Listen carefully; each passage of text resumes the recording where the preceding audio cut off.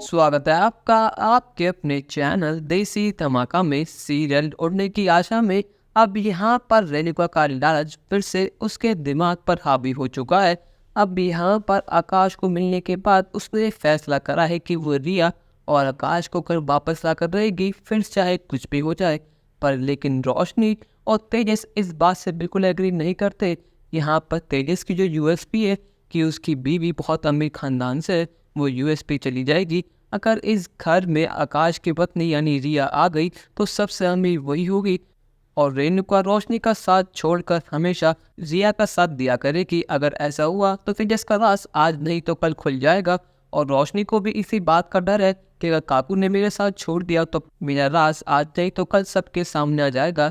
पर लेकिन यहाँ पर रेणुका ने अपने चिकनी चुपड़ी बातों से परेश को फाइनली मना ही लिया है। यहाँ पर परेश बहुत गुस्से में था, पर लेकिन आखिर वो है तो आकाश का पिता ही ना, तो इसलिए उसने अपने बच्चे को फाइनली माफ़ कर दिया है।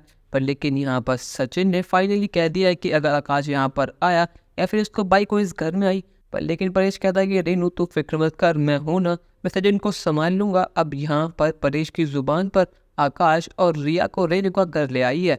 यहाँ पर वो एक नई नवीली दुल्हन की तरह उसका स्वागत करती है। रेणुका बहुत खुशी से उसकी आरती उतारती है और गृह प्रवेश करवाती है।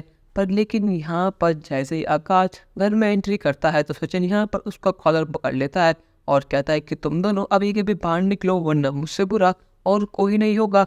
और यहाँ पर परेश उसका हाथ रोक लेता है और कहता है कि सचिन तुझे मेरी कसम है, तुझे आकाश को माफ़ करना होगा। तो ये सारी पुरानी बातें भूलनी होगी और आकाश को फिर से अपना भाई मानना होगा, वरना मैं एक घर छोड़कर अभी के भी चला जाऊँगा।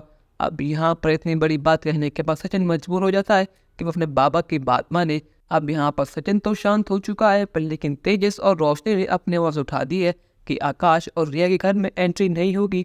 पर लेकिन क्या यहाँ पर अब उन दोनों के आने से तेजस और रोशनी का राज खुल जाएगा या फिर नहीं? अपनी राय हमें कमेंट सेक्शन में ज़रूर बताइएगा और चैनल को अब तक नहीं किया सब्सक्राइब तो कर लीजिए। धन्यवाद।